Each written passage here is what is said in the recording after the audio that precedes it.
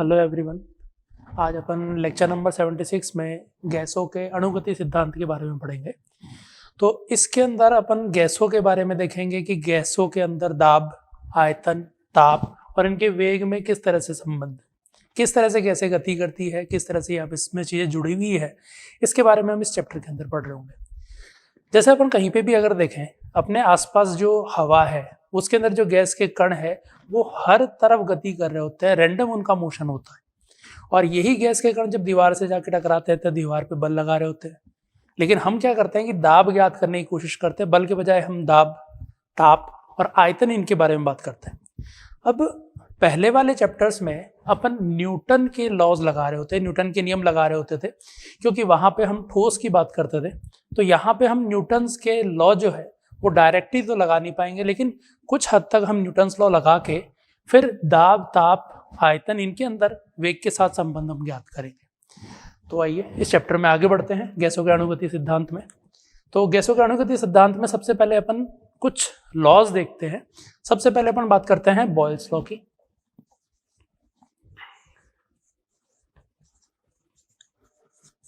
अब Boyle's law क्या बताता है कि जैसे अपन ने कोई कंटेनर लिया और उस कंटेनर के अंदर कुछ गैस के कणों का दाब है, आयतन है, ताप है। अब अगर हम उसके अंदर तापमान नियत रखते हुए आयतन और दाब में अगर संबंध देखें तो वो कुछ इस तरह का हमें मिलता है कि जो गैस का दाब है वो समानुपाती होता है 1/V। V यहाँ पर आयतन है, P यहाँ पे दाब है। ये इस तरह का रिलेशन रहता है कब, जब तापमान कांस्टेंट रहता है। तो हम बोल सकते हैं कि बॉयल्स लॉ जो है कांस्टेंट टेम्परेचर पे, टेम्परेचर कांस्टेंट है, गैस भी फिक्स है, उसके नंबर ऑफ मोल्स, उसका द्रव्यमान ये नहीं बदलना चाहिए।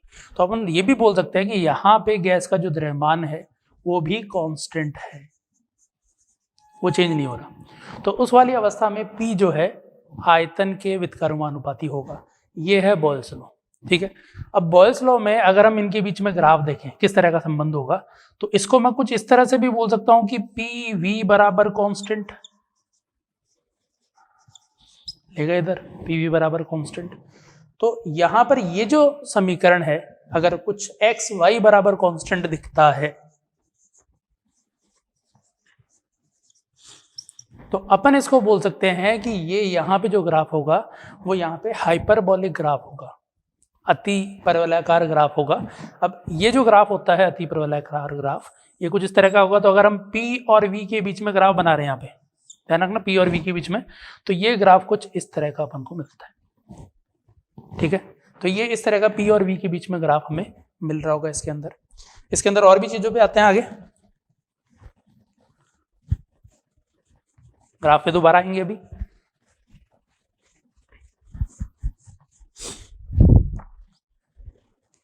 तो यहां पर P और V के बीच में रिलेशन क्या था कि ये P, ये V, ये इनके बीच में संबंध है। ये ग्राफ हो गया अति परवलयाकार।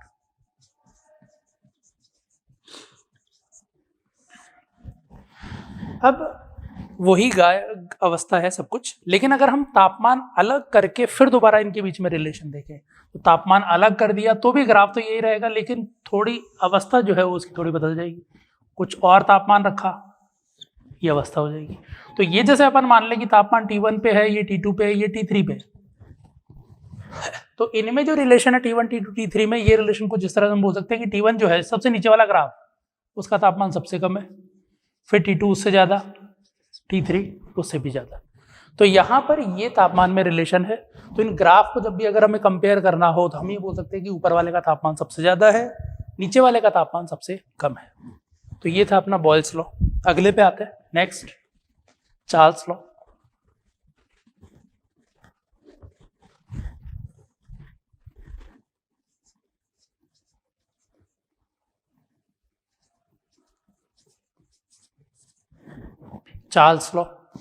चार्ल्स लॉ क्या बताता है कि जब प्रेशर कांस्टेंट है, दाब नियत है, वही अवस्था फिर से कि कोई कंटेनर है, कोई पात्र है, उसके अंदर कोई गैस है, उसकी मात्रा फिक्स है, लेकिन अगर हम उसके अंदर दाब नियत रखें और आयतन और तापमान में रिलेशन देखें, तो आयतन और तापमान में रिलेशन दिखता है V समानुपाती T। इसका मतलब आयतन बढ़ाएंगे तो तापमान उसी अनुपात में लगातार बढ़ रहा होगा। पहले वाले में क्या था कि अगर हम दाब बढ़ा रहे हैं तो आयतन कम हो रहा है, तापमान नियत था उस वाली अवस्था में। इसमें आयतन अगर बढ़ा रहे होंगे तो ताप भी बढ़ रहा होगा। तो ये अवस्था कब है? जब इसका पी प्रेशर जो है वो कांस्टेंट है, दाब नियत है। मोल्स भी बोल सकते हैं, द्रव्यमान भी बोल सकते हैं कि गैस का जो द्रव्यमान है वो भी कांस्टेंट है। तो ये रिलेशन है। इसका ग्राफ देखें अगर, तो यहाँ पर ये y समानुपाती x है, तो ये हम बोल सकते हैं ये कुछ इस तरह का रहा होगा, y कुछ बराबर कांस्टेंट x, y बराबर kx। ये एक सीधी रेखा है, स्ट्रेट लाइन है।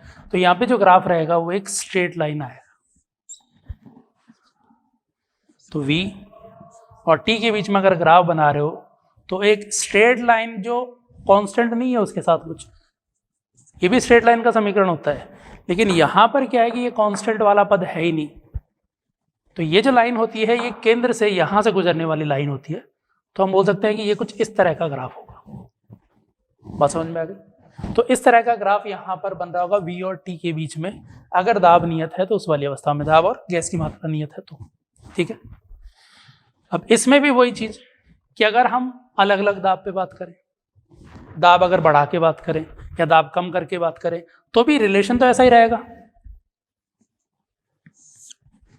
मतलब बात यह है कि इसके अंदर पहले हमने v और t के बीच में रिलेशन रखा p कांस्टेंट रखते हुए। ठीक, अब दूसरी बार क्या किया कि p कुछ और रख लिया। पहले मान लो कि हमने 1 एटमॉस्फेरिक प्रेशर ले रखा था, अब हमने 2 एटमॉस्फेरिक प्रेशर ले लिया। अब देखा v और t के बीच में ग्राफ, तो v और t के बीच में अभी भी ऐसा ही आएगा। लेकिन ये क्या होगा कि अलग अलग लाइनें हो जाएंगी यहां से गुजरती हुई इस तरह की। अब P1, P2, P3 ये अगर, तो इनमें रिलेशन कुछ इस तरह से होगा कि कंपेयर कर लो किसी एक अवस्था को कि समान आयतन पे ये ताप की अवस्था है।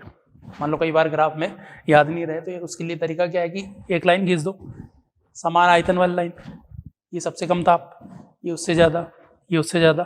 ठीक है, तो इस वाली अवस्था में क्या हो जाएगा, इसको आदर्श गैस जो समीकरण उस पर आएंगे अभी, लेकिन इससे ध्यान रख लो कि हमने आयतन कांस्टेंट रख लिया। तो जैसे जैसे तापमान बढ़ता जाएगा, दाब बढ़ता जाएगा, तो हम बोल सकते हैं P3 सबसे ज़्यादा है, फिर P2 है, फिर P1 है।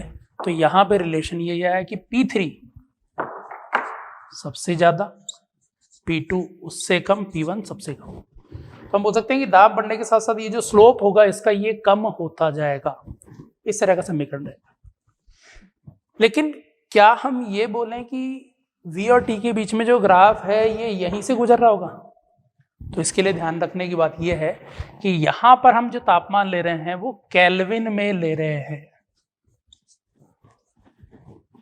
केल्विन में ले रहे हैं तो ये स्थिति है। केल्विन में ना लेके डिग्री सेल्सियस में ले लिया अगर इसको, तो यही ग्राफ, हटा दे रहा हूं अब इसको,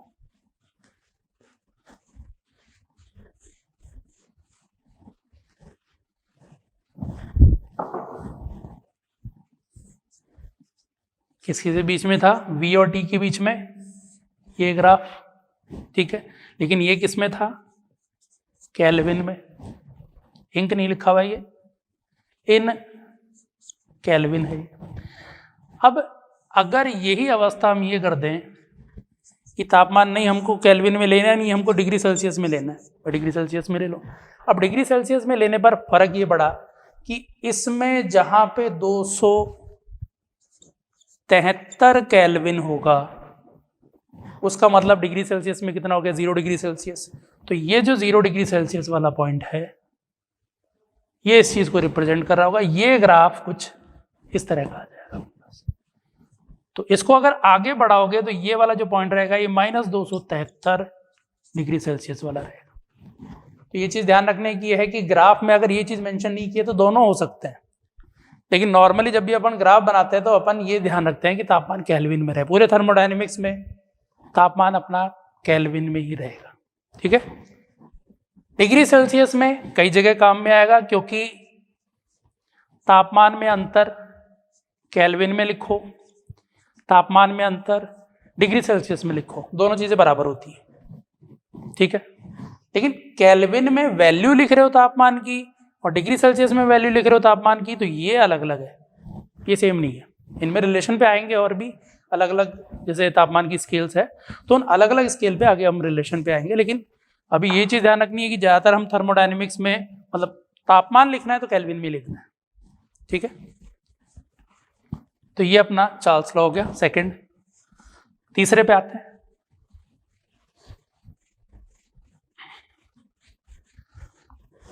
तीसरा अपना गैलुसेक लॉ।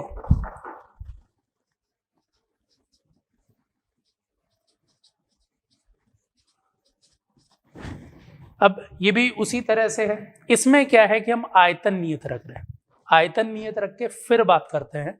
तो सेम किसी पात्र के अंदर कुछ P V T N N number of mole की बात करें गैस की मात्रा की, ये नियत है, ये नियत है। लेकिन अगर दाब बढ़ा रहे हैं तो ताप भी बढ़ रहा होगा इसका। तो यहां पे रिलेशन ये रहेगा P समानुपाती T। कब है? जब V अपना कांस्टेंट है और पदार्थ की मात्रा, द्रव्यमान लिख दो, नंबर ऑफ मोल लिख दो, दोनों एक ही चीज है यहाँ पे। अभी ये कांस्टेंट है तो इस वाली अवस्था में P समानुपाती T रहेगा, ठीक है। अब यहां पे भी अगर हम ग्राफ बनाएं, सेम स्थिति, ये P ये T, यहां से गुजरता हुआ स्ट्रेट लाइन बिल्कुल पहले वाले की जैसे ही है। तो ये थर्ड है अपना, ठीक है, ये रिलेशन। फिर वही चीज दूसरी कंडीशन कि नहीं मेरे को तो इतने से पात्र में नहीं लेना, बड़े पात्र में लेना है, यही गैस है, पात्र बड़ा ले रखा है। फिर दोबारा चेक कर रहे हैं कि P और T में कैसा संबंध आएगा। तो सेम स्ट्रेट लाइन आएगी यहां से गुजरती हुई, अलग अलग अवस्थाओं में अलग अलग। अब जैसे ये बोलते हैं कि V1 ये V2 ये V3, ठीक है। अब क्या होगा, क्या आयतन बढ़ाने पर स्लोप घट रहा होगा? P इधर है, T इधर है। या फिर आयतन बढ़ाने पर स्लोप बढ़ रहा होगा, क्या रिलेशन है? तो उसको चेक करने के लिए यही कर सकते हो, आदर्श गैस समीकरण से तुलना करो, स्ट्रेट लाइन खींच दी, मतलब P सेम वाले पॉइंट ले लिए, ये सबसे कम तापमान, स्केल में आगे बढ़ रहे हैं तो ये तापमान कम, ज्यादा और ज्यादा। तो T3 सबसे ज्यादा है, PV बराबर nRT, P हमने नियत छोड़ दिया, सही। V चेक करना था, ये T1 था, T2 बढ़ गया और T3 बढ़ गया। तो जैसे जैसे T बढ़ेगा V भी बढ़ रहा होगा। तो हम यहाँ पे बोल सकते हैं कि V1 जो है वो सबसे कम है, फिर V2, फिर V3, ये इनमें रिलेशन है। मतलब ये हुआ कि दाब बढ़ाने, आयतन बढ़ाने के साथ साथ लगातार आयतन नहीं बढ़ा रहे, आयतन फिक्स कर दिया एक बार जितना भी रखना था, फिर दाब और ताप में बीच में रिलेशन देखा, तो दाब बढ़ाने के साथ साथ तापमान बढ़ रहा है, ये इनमें रिलेशन आ गया, ठीक है। लेकिन अब हमने क्या किया कि दूसरी बार फिर से इसको रिपीट किया, दूसरा आयतन लेके। अब जो भी आयतन लिया वो नियत लिया हुआ है, दूसरी बार भी आयतन लिया लेकिन वो नियत लेना है, ठीक। अब बढ़ाना नहीं है उसको, आयतन को फिक्स कर दिया, फिर दोबारा ग्राफ को चेक किया, तो जैसे दाब बढ़ाते गए तापमान बढ़ाते गए। तीसरी बार कोई तीसरा आयतन लिया, ठीक है, फिर रिपीट किया। तो ये रिलेशन इनमें दिख रहा होगा कि आयतन बढ़ाने के साथ साथ इस ग्राफ का स्लोप कम होता जाता है, ठीक। तो ये गैलूसियस लॉ हो गया, गैलुसेक लॉ हो गया तीसरा। चौथे लॉ पे आते हैं। चौथा है अवोगाड्रो लॉ।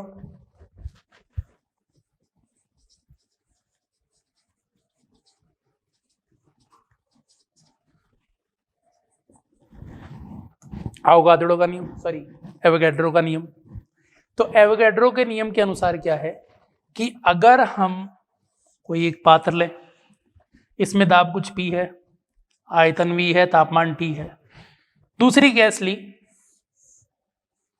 समान दाब है, समान आयतन है, समान ताप है, दोनों अलग अलग गैस है, गैस समान है या नहीं है उसकी मतलब वो हो भी सकती है नहीं भी हो सकती है, लेकिन दोनों पात्र के अंदर हमने दाब समान लिया है, आयतन समान लिया है, तापमान समान लिया है।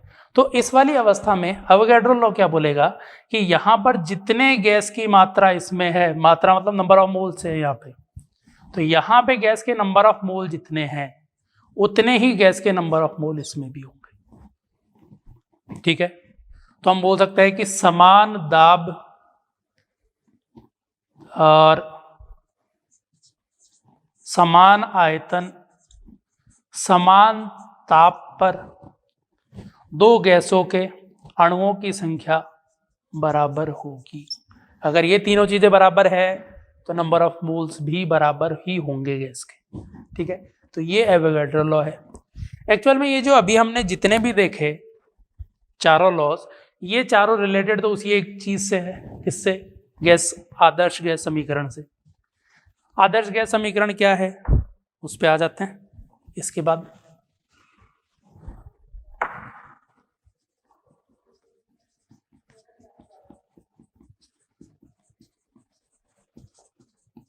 आदर्श गैस समीकरण क्या है कि अगर हम गैस को आदर्श मान लें, आदर्श गैस नॉर्मली जो अपने चारों तरफ गैस होती है इसको अपन बोलते हैं वास्तविक गैस, रियल गैस। लेकिन हम आइडियल गैस, आदर्श गैस अगर ले रहे हैं तो रियल गैस आइडियल गैस की तरह बिहेव करेगी तापमान जब ज्यादा हो, दाब कम हो। तो हम बोल सकते हैं कि निम्न दाब और उच्च ताप पर जो नॉर्मल गैस है वो आदर्श गैस की तरह बिहेव करती है। और उस वाली अवस्था में समीकरण ये होगा पी वी बराबर एन आर टी। ये रिलेशन यहां पर होगा। तो अभी तक जो हमने चारों लॉज देखे थे वो यहां से दिख रहे अपने। पहला क्या था? Boyle's law. बॉयल्स लॉ क्या था? तापमान नियत है, ये कांस्टेंट रख दिया, ये भी कांस्टेंट है और ये भी कांस्टेंट है, ये तीनों कांस्टेंट हो गए तो पीवी बराबर कांस्टेंट हो गया। ठीक है, फिर बॉयल्स लॉ के बाद दूसरा क्या था? Charles law. चार्ल्स लॉ में अपन ने दाब को नियत रखा था, तो दाब नियत रख दिया, ये नियत है दोनों, तो V समानुपाती T हो गया। तीसरा था कि अगर हमने आयतन नियत रख दिया, पहले से एक लॉ, उसमें अगर आयतन नियत रख दिया तो P T के समानुपाती हो गया। एवोगाड्रो लॉ, एवोगाड्रो लॉ में क्या किया था कि P, V और T तीनों को कांस्टेंट रख दिया था, तो N सेम है, तो N सेम होंगे। अब यहाँ पर है क्या क्या चीजें, इन पे भी आ जाते हैं एक बार। यहाँ पर P है दाब, दाब की इकाई क्या रहेगी? ये अपन ATM में भी ले सकते हैं, पास्कल में भी ले सकते हैं। यहाँ पर और भी यूनिट है बार टॉर। लेकिन यहाँ पर हम जब भी कैलकुलेशन करेंगे तो हम MKS इकाई रखेंगे इसकी पास्कल। ठीक है, पास्कल। दूसरा हम बोल सकते हैं इसको न्यूटन पर मीटर स्क्वायर, दाब इसमें रखेंगे। V आयतन, आयतन रखेंगे अपन मीटर क्यूब में यहां पर। N नंबर ऑफ मोल्स है,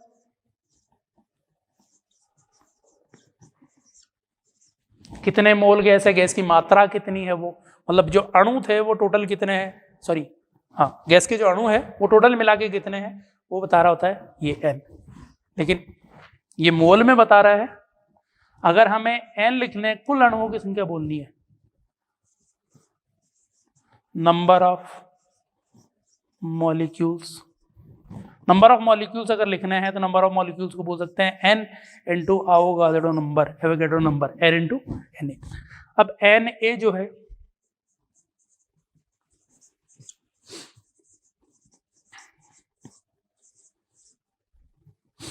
इसकी वैल्यू होती है 6.023 इंटू 10⁻23 मॉलिक्यूल्स। ये इस एवोगाड्रो नंबर की वैल्यू। तो मोल में यहां पे हम लिख रहे हैं N, R है gas constant, universal gas constant,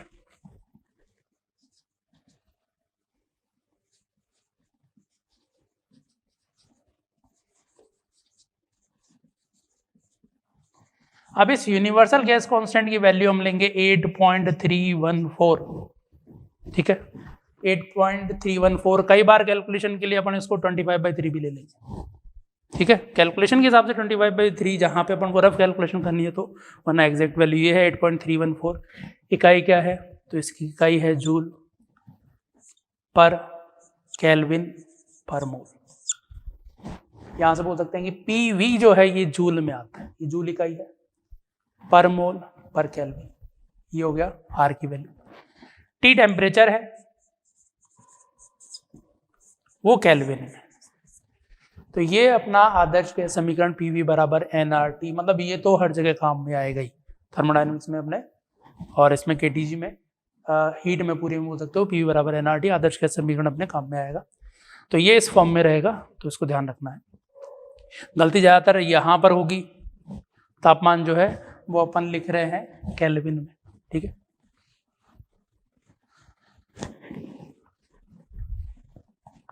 अब इस आदर्श गैस समीकरण के बाद अगले लॉ पे आते हैं।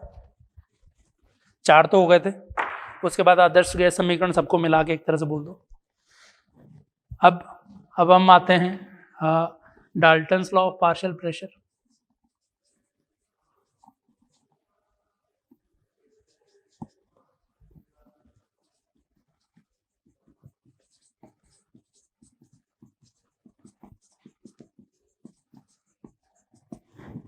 तो डाल्टन का आंशिक दाब का नियम इस पे आता है, Dalton's law of partial pressure. तो Dalton's law of partial pressure ये हमें क्या बताता है, किस तरह से बताता है? तो उसके लिए हम बोल सकते हैं कि जैसे किसी एक कंटेनर में N1 नंबर ऑफ मोल किसी एक गैस के हैं, मान लो ऑक्सीजन भरी हुई है, N2 नंबर ऑफ मोल मान लो नाइट्रोजन भरी हुई है, N3 नंबर ऑफ मोल यहाँ पर हीलियम भरी हुई है, N4 हाइड्रोजन भरी हुई है। इस तरह से कई सारी गैसें इसके अंदर भरी हुई है। अब इसके अंदर जो कुल दाब है P, वो कुल दाब हम बोल सकते हैं कि पहली गैस अपन ने बोल दी थी ऑक्सीजन, तो ऑक्सीजन केवल हो इस पात्र में, बाकी सब नहीं हो, सारी गैसें बाहर निकाल रही, क्यों केवल ऑक्सीजन हो, समान ताप हो, समान आयतन है, गैस की वजह से जो दाब था वो P1 था। ऐसे ही केवल नाइट्रोजन होती, समान दाब समान ताप पर, तो N2 नंबर ऑफ मोल्स उसके थे, तो उसकी वजह से जो इसके अंदर दाब होता आंशिक दाब P2। फिर ऐसे ही तीसरी गैस की वजह से दाब, तो इन सब के आंशिक दाब को अगर हम जोड़ दें तो ये कुल दाब के बराबर होता है। तो Dalton's law of partial pressure ये है कि इंडिविजुअल गैस का जो दाब है इसके अंदर, उनको जोड़ दो, जोड़ने पर कुल दाब के बराबर होगा। एक्चुअल में ये रिलेशन अपन आराम से बना सकते हैं कि N बराबर N1 plus N2 plus N3, ये तो हो गई कि कुल नंबर ऑफ मोल कितने होंगे, N1 plus N2 plus N3। अब कुल नंबर ऑफ मोल को मैं बोल दूं PV बाई RT, कहाँ से आया, आदर्श गैस समीकरण जो था उससे लिख दिया कि N बराबर PV बाई RT। N1 बोल रहे हैं कि केवल इसमें ऑक्सीजन होती तो नंबर ऑफ मोल P1, दाब इसका, आयतन यही पात्र है, तापमान भी वही है। P2 आयतन वही है RT। P3 V by RT, V by RT, V by RT cancel, तो P बराबर P1 plus P2 plus P3 plus P4। ये Dalton's law of partial pressure, ठीक है, कि इंडिविजुअल का जो दाब होता है इस पात्र के अंदर, उन सब के दाब को जोड़ दो तो गैस का कुल दाब यहाँ पर पता होगा, ठीक है। ये था अपना 5th Dalton's law of partial pressure. अगले पे आते हैं। अगला है Graham's law of diffusion, Graham का विशरण का नियम।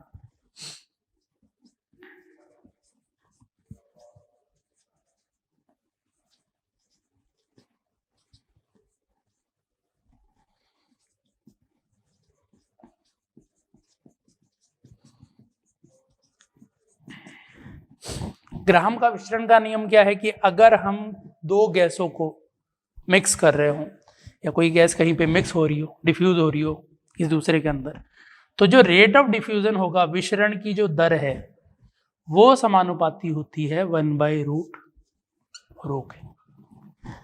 कि गैस का जो घनत्व है उस घनत्व के रूट के व्युत्क्रमानुपाती होगी विशरण की दर, ठीक है। ये विशरण की दर जो है ये वेग पे निर्भर करेगी कि गैस का कितना ज्यादा वेग है उतने ज्यादा विशरण की दर होगी। मतलब मान लो एक पात्र है, उसके अंदर एक गैस भरी हुई है, दूसरे पात्र के अंदर वो गैस फ्लो होती हुई जा रही है, ठीक है।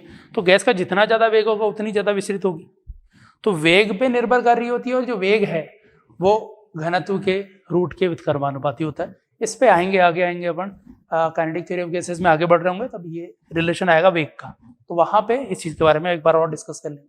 तो ग्राहम्स लॉ ऑफ डिफ्यूजन क्या है कि विशरण की जो दर है वो घनत्व के रूट के व्युत्क्रमानुपाती होती है, ठीक है। तो ये अपने सारे लॉज हो गए।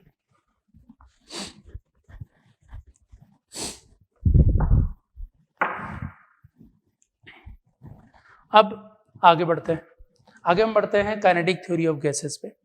अब काइनेटिक थ्योरी ऑफ गैसेस के अंदर, गैसों के अणुगति सिद्धांत के अंदर, पहले हम कुछ अजम्पशंस ले रहे हैं, कुछ अवधारण, कुछ हम पहले से मान रहे हैं कि क्या क्या उसके अंदर कंडीशंस हमने ले रखी है। फिर उन कंडीशंस के आधार पे आगे हम दाब, वेग और इनमें संबंध निकालें।